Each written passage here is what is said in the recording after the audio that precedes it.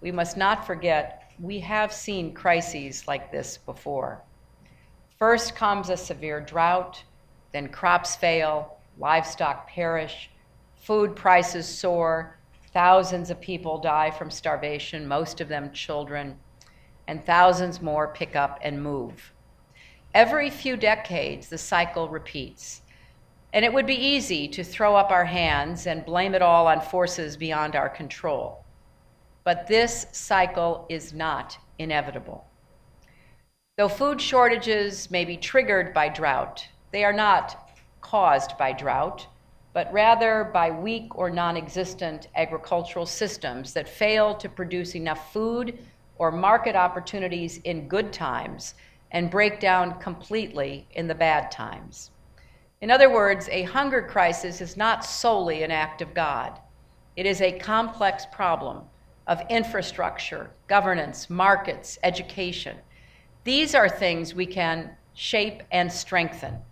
So that means this is a problem that we can solve if we have the will and we put to work the expertise that organizations like IFPRI possess. We do have the know-how, we have the tools, we have the resources, and increasingly we have the will to make chronic food shortages and undernutrition a memory for the millions worldwide who are now vulnerable. And while some might say that this is a conversation for another time, that we should worry about preventing food crises only after this one has passed, I respectfully disagree. Right now, when the effects of food security are the most extreme, we must rededicate ourselves to breaking this cycle of food shortages, suffering, and dislocation that we see playing out once again in the Horn of Africa.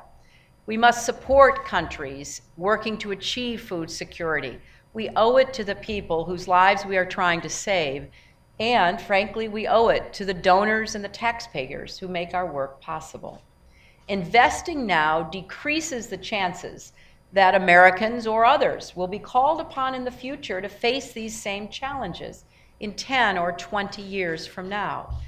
And I will argue that we will be investing in our own security by supporting political stability and economic growth worldwide.